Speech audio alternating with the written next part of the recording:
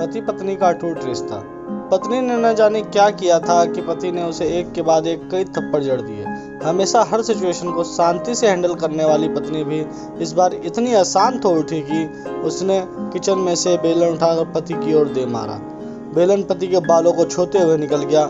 ये किस्सा यहीं पर खत्म हो सकता था, मगर पत्नी चुप होने का नाम ही नहीं ले रही थी और बात बद से बदतर होती चली गई। रिश्तेदारों ने भी आग में घी डालने का काम किया। किसी ने कहा, जो औरत अपने पति को बेलन से मार सकती है वो ना ही तो वफादार हो सकती है और ना ही पतिव्रता। ऐसी औरत परिवार ही नहीं पूरे समाज पर कलंक की तरह है। बीवी के पक्ष वाले भी कहाँ पीछे रहने वाले थे। किसी ने कहा, 21वीं सदी में भी जो स्त्री के साथ मारपीट करते हैं उन्हें तो जेल भेज देना चाहिए। तो कोई कहता, जरूर उसको कोई और पसंद आ गई होगी, इसीलिए अब पत्नी से मारपीट करने लगा है। बात कोर्ट तक पहुंच गई। दोनों पक्षों ने एक दूसरे के खिलाफ केस फाइल कर दिया।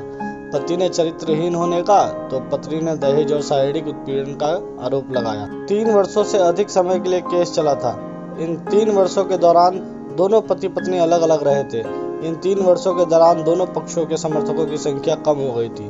पहले जहां दोनों पक्षों में समर्थनों का समूह होता था, अब गिने चुने लोग रह गए थे। पति और पत्नी दोनों की आर्थिक स्थिति भी इस समय के दौरान नीचे गिर चुकी थी। जिन्हें वो अपना शुभचिंतक समझ रहे थे, पैसों की बात आते ही उन्होंने भी अपना पल्ला झाड़ लिया था। अगर कोई देने को राजी भी हुआ तो मोटे ब्याज की शर्त पर। आखिरकार वही हुआ जो सब चाहते थे, डाइवोर्स। हर कोई खुश था, दोनों पक्षों के रिश्तेदार, उनके माता पिता और दोनों के वकील। लेकिन 5 साल की सुखद शादी और एक सुंदर बेटी होने के बाद मिले इस डाइवोर्स से पत्नी चुप थी और पति शांत। शायद ये एक इत्तेफाक ही था कि इस खुशी को मनाने के लिए दोनों पक्ष के लोग एक ही चाय की टपरी पर आमने सामने बैठे थे। इत्तेफाक इसलिए क्योंकि ज्यादातर लोग जो एक दूसरे के विरोध पक्ष को सपोर्ट कर रहे थे वे एक दूसरे को अच्छे से जानते भी नहीं थे। पति पत्नी भी इन सभी से दूर एक दूसरे के सामने मेज पर बैठे थे। पति ने पत्नी से कहा, अब तो खुश होगी ना तुम्हारे मन की जो हुई है, मुबारक हो। पत्नी ने कहा, तुम भी तो आज जीत गए हो, मुझसे तलाक तो तुम्हें भी मिल गया, कांग्रेचुलेशन टू यू टू। पत्नी ने कहा, तलाक को तुम जीत का प्रतीक समझती हो। पत्नी चुप थी। थोड़ी देर की शांति के बाद पति ने कहा, मुझे तुम्हें 5 लाख रुपए अभी और हर महीने 8,000 देने का आदेश है। अभी मेरे पास पैसे नहीं है, इसलिए मेरा जो सिटी में फ्लैट है उसे तुम्हारे नाम कर देता हूँ। पत्नी बोली, लेकिन उस फ्लैट की कीमत तो 18 लाख की है। पति ने कहा, हाँ, लेकिन हमारी बेटी तुम्हारे साथ है और आगे जाके उसके खर्चे ही बढ़ेंगे, तुम्हें थोड़ी आसानी होगी। पत्नी बोली, नहीं, मुझे सिर्फ 5 लाख ही दे देना और तुम हर महीने 8,000 तो देने ही वाले हो, मैं मैनेज कर लूंगी। अगर 5 लाख नहीं भी है तब भी कोई बात नहीं। दोनों फिर शांत हो गए।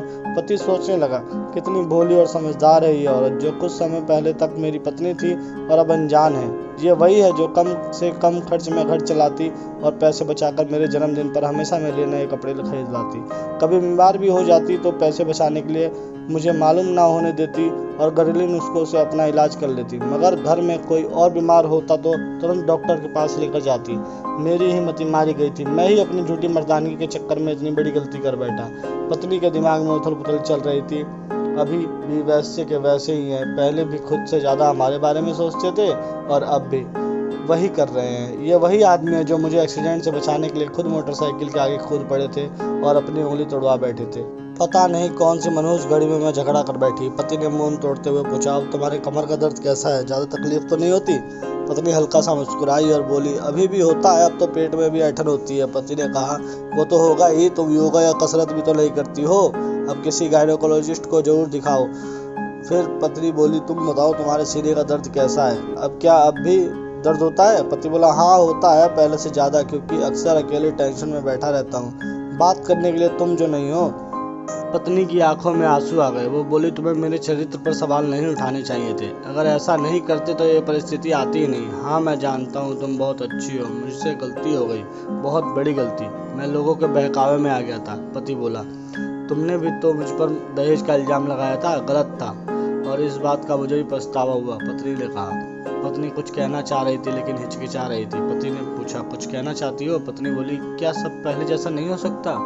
क्या मतलब? पति बोला, मतलब कि हम फिर से पहले की तरह पति पत्नी बनकर सच्चे दोस्त बनकर नहीं रह सकते। पत्नी बोली, पर ये डाइवोर्स के पेपर दिखाते हुए पति ने कहा, फाड़ देते हैं। पत्नी ने अपने पास रखे डाइवोर्स के पेपर फाड़ते हुए कहा, पति ने भी अपने पास रखे पेपर फाड़ दिए। सभी हैरान थे। वकील, रिश्तेदार और माँ बाप, पति पत्नी दोनों एक दूसरे के हाथ में हाथ डाले अपने घर की तरफ चल दिए। दोस्तों, ये कहानी उन हर पति पत्नी के लिए बड़ी सीख है जो छोटी छोटी बातों पर लड़ते हैं और इन झगड़ों को बड़ा बना के अलग होने का डिसीजन ले लेते हैं।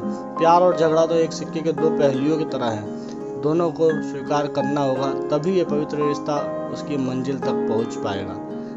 धन्यवाद। अगर कहानी अच्छी लगी हो तो कमेंट करके जरूर बताएं और ऐसी ही मोरल स्टोरी सुनने के लिए चैनल को सब्सक्राइब जरूर करें।